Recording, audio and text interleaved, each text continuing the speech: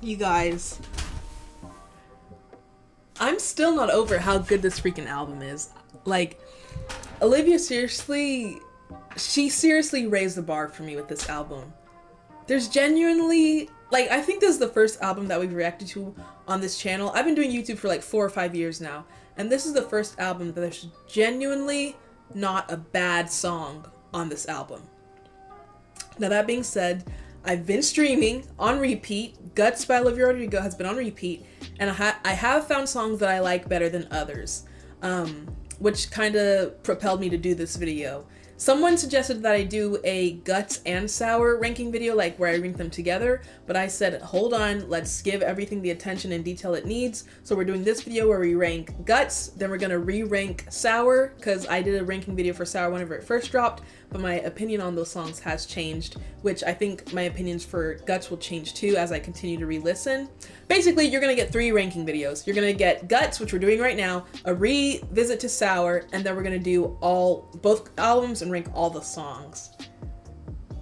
Oh god. Anyways, guys, let's get into it. Help your girl get to 200K on YouTube. That is my goal right now, and we are so close. So if you want more Olivia content and you just want more pop girly music and all that kind of stuff, subscribe to this channel, because that's all we really do, because pop girlies are my favorite genre of music. And then check out the Instagram. I want to get to 15K, and then of course the TikTok. I want to get to 10K over there. But enough jibber jabber. Let's get into these rankings. Okay. So the first column we have is on repeat. If a song goes on to this, that means that it's on repeat. I can't stop listening to the freaking song. There's gonna be a bunch of different songs that go up there, because this album genuinely took me, this album took me by surprise. Underneath on repeat, we have Slay. That means that it's another really good song, but it's not like, it doesn't compete with some of the songs that will go in on repeat. The middle column, or middle row, is called I Guess, which means like, I'm kind of indifferent to the song, like it's a good song, but it's not my favorite. So yeah, songs like that will go here. ... or an ellipsis. That's kind of like, I'll listen to it, but it's not like I'm rushing to put the song on. And then the bottom row is called skip. Now skip means that, because it's hard, because there's technically no skips, but the songs that will go in the skip category are just because they're not my vibe, and I have enough depression already, and I don't need like music to make me more depressed. Like, I listen to music to escape the sadness in real life, you know what I mean? So songs that go here, it's not that they're a bad song, it's just that I, for my own mental health, don't want to be streaming sad music. And of course, you guys know we have the 12 tracks from Olivia's album, All American Bitch, Bad Idea, Right, Vampire, Lacey, the psychoticness that is that song. Let me zoom out real quick. There we go. So yeah, we got All American Bitch, Bad Idea, Right, Vampire, Lacey, Ballad of a Home. This is my favorite song from the album right now. As I sit here right now, Ballad of a Homeschooled Girl is my #1 song. Making the Bed, Logical, Get Him Back. Oh, I said Ballad of a Home. Oh, this is why it's so hard, because all the songs are freaking good. Get Him Back is a bop. Love is Embarrassing. The Grudge, Pretty Isn't Pretty. Teenage Dream. 12 tracks, 12 songs from Guts by Olivia Rodrigo. Let's get into, ranking them. I forgot to preface. You guys, this is 1000% an opinion video. OPINION. Therefore, if you disagree with something I say, that's fine. Comment your opinion in the comments. But don't get mad. Don't unsubscribe. Don't tell me that, you know, I'm an idiot and a black baboon just because I don't like a song that you like. It's not that serious. We all have our own opinions, and this, at the end of the day, is my channel to rank on this video. Just want to say that, because people get their panties in a twist. Anyways, first up, we've got All American Bitch. For this song to be the opener, it did a perfect job. It set the tone for the energy, the topics, the like confidence, but also questioning. Like, it's just a powerful song. It's a beautiful song. I love the rock Like, it made you think, okay, we're getting a rock album, which we did. It's a perfect placeholder for first song on the album. All American Bitch is that bitch, and it's been on repeat. Seriously, the energy, her writing in it, like, it makes you love yourself more. It reminds you to love yourself. All American Bitch really is, it's a bop. So it's the first song that we're ranking, and it goes in on repeat, because it's that good. Next up, we have Bad Idea Right, which was the second single. I think it was really cool that she chose Bad Idea Right as a second single after Vampire, because Vampire is like one that she really shows her vocal ability, and it's a passionate song, but then you have Bad Idea Right that's more like fun and like reckless, and kind of I feel like Bad Idea Right exemplifies what the entire album is supposed to be about and the energy that it gives. Bad Idea Right, since it dropped, has also been on repeat too, so therefore it's gotta go on repeat. Yes, I know that he's my ex, but can't two people reconnect and they say him as a friend? Biggest lie I ever said. Like, she's just, it's a fun song, and it's not, I would even argue that Bad Idea Right is like, the way that she sings it and the way that the verses are, it's one of one on the album. Like, there's no comparison for the song. So it's a really cool one to me. Next up, we have Vampire, which, if I'm being honest, I only listen to Vampire for the bridge and the chorus. You said it was true love, but da-na-na. Like, that's the only part that I really like on Vampire. And then, of course, when she says blood sucker. So I'll put it in I guess. I mean, it's a cool song. It introduces to the era that is Guts. It was the first single, so you know, Olivia chose it for a reason. But again, when you compare Vampire to like All American Bitch or Bad Idea Right, for me, it just doesn't hold up. It doesn't compare. It's not a bad song, so that's why I put it in the I guess category, because I'll listen to it just for the chorus, but it's not like one that I'm sprinting to, you know, stream whenever I listen to the album. Next up, we got freaking Lacey. This song still has me shook, because whoa, this is the most like psychotic song. The topic of the song, she's so jealous, it's so like envious. The song reeks of envy, and it's like, what did Lacey even do? All she's done is sit there with her ribbons in her hair, her pretty little daisy skin. You know, she's just like a beam of light, an angel. She was even described to have angel dust. And for all these things that like just make Lacey a great person, Olivia's talking about, I hate this girl. Like, I'm filled up with envy and I loathe her. I was like, what the heck is happening? Leave Lacey alone. Justice for Lacey. Homegirl didn't do nothing but be a bad bitch. So Lacey, for the insanity that it is going on repeat, because that's a crazy song. And it's cute, like, it's a vibe. And then that like beachy bridge towards the end, like that caught me by surprise too. So just, there's a bunch of different elements of Lacey that have me sitting here like, I can't believe this exists. It's such a good song. Next up, we have arguably one of my favorite songs from the album, Ballad of a Homeschooled Girl. Whenever I heard the title, I thought it was gonna be like how she's awkward, how she has a lot of social anxiety, can't make friends, yada yada. But then the energy the song came with, I was like, holy crap. Ballad of a Homeschooled Girl. I'm just putting all the songs on repeat because they are. Because at the end of the day, like I said, there's no skips, there's no bad songs on this album. But anyways, these, yeah. Next up, we have Making the Bed. And even though Making the Bed is more of a ballad, and you guys know I don't really like ballads, it's the topic of the song that really makes me like appreciate it. Not just her vocals, but the writing in it. I said that a lot in my reaction to the album. The writing on this album, both done by Daniel and Olivia, it's so good. Like it puts into words emotions that I didn't even know I had, or didn't know that I was like maybe struggling with, and it kind of like made me think, hey, maybe you need to work through some of this stuff too.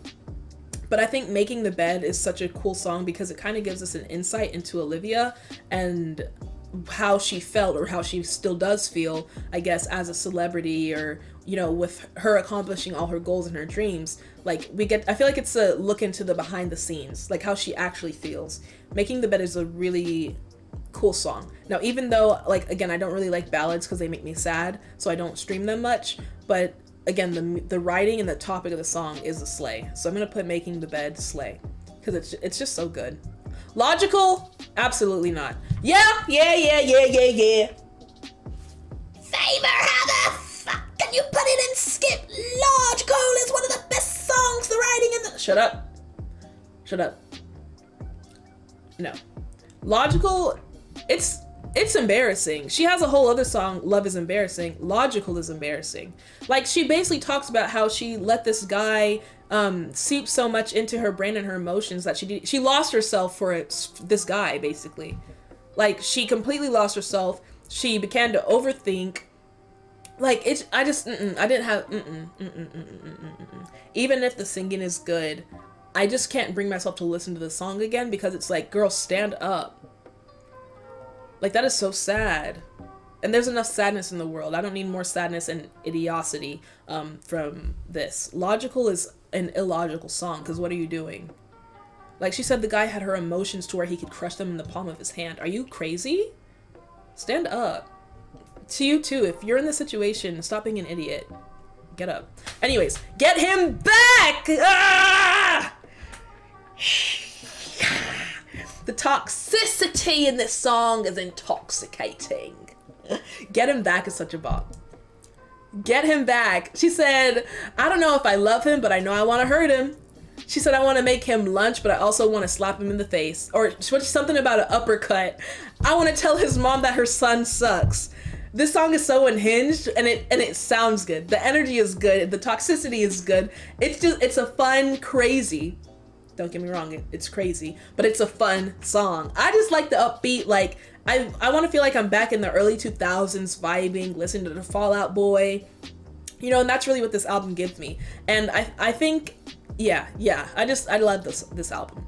Next up we have Love is Embarrassing, which the song isn't about how love is actually embarrassing, it's about how love makes you embarrass yourself. Like, it makes you act irrationally, it makes you do and say things you wouldn't normally do, and that's what makes love embarrassing, because you kind of, again, lose yourself just like you do with Logical.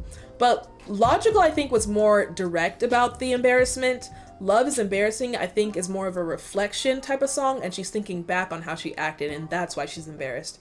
So I'm gonna put Love is Embarrassing on like ... because again, it's not like the fun, crazy energy that I personally like from Olivia, but it's still a good song and there's a good message behind it, and I like the story of it. But is it like one that I'm rushing to stream? No. Logical is just not being streamed at all. But Love is Embarrassing, I could see myself one day, you know, streaming it. If I ever get to that point where I relate to it, which I'm sure some of you are already at, so that's why it may be your favorite or something. Next up we have The Grudge, which some of you were telling me it's about Taylor Swift. Whenever I reacted, I didn't interpret it that way, but I can see how you may, or how you'll connect those dots. I think overall it's a really good, insightful song, and it's very emotional and deep and very real. I found a lot of these songs are very, like, they intelligent with your emotions. I don't know how to say that properly, but like, they're very insightful. And again, they make you think about things. And I think The Grudge is one of those. Like, it's not a song that I'm like running to listen to, but I think, again, it has a really deep message and it makes me think, which there are times when I like listening to music like that. So The Grudge, I'm gonna put in I guess, because it's not, again, one of my favorites, and it's not making me turn the fuck up like some of these other songs, but it's still a good song nevertheless. Pretty Isn't Pretty.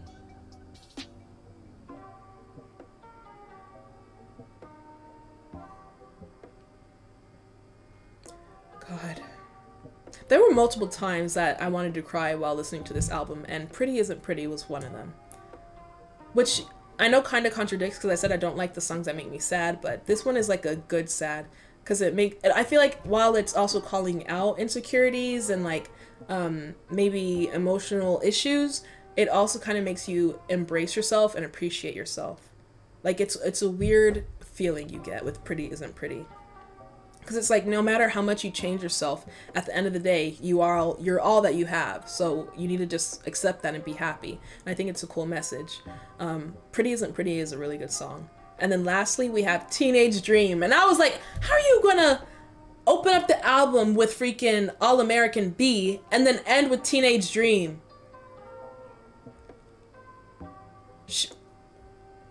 Insanity. Honestly. Oh my god. And then that moment when you feel like you're being ascended to heaven with all the like harmonies and like the can you even harmonize if it's rock? I feel like you can, because that's how I felt whenever I was listening to it. Teenage Dream, And it's like a coming of age song. She's no longer 19. When is wise? Why am I not just wise? Why am I wise for my age or whatever? Oh God, there's just so many different layers to Teenage Dream that it's a lot. But at the end of the day, it is soul ascending. So therefore, it's a bop. But guys, that's my ranking. Actually, it's pretty even. It's like a perfect slope. Or ascending slope, whatever, whatever, bitch. This isn't geometry or whatever. But yeah, it's a pretty balanced ranking actually, which tells me that the album, in my opinion, is perfectly crafted. Because literally, it's like a perfectly balanced ranking, in my opinion. Now your ranking may be different. Let me know if you would change where some songs are, or if you would put something that I have down here, like Love is Embarrassing or Logical, if you would move them up. You know, I think it's just about people's taste. As you can tell, I really like the fast beat, like peppy songs and the fun songs, and then the ones that are more of like slower, I don't really vibe with. But the main reason I still like them, like I was saying in the beginning, is because Olivia's pen. Like, she's just such a good writer that it kind of makes up for the sadness. But anyways, that's my ranking. I hope you liked it. If you didn't, not my problem. Bye!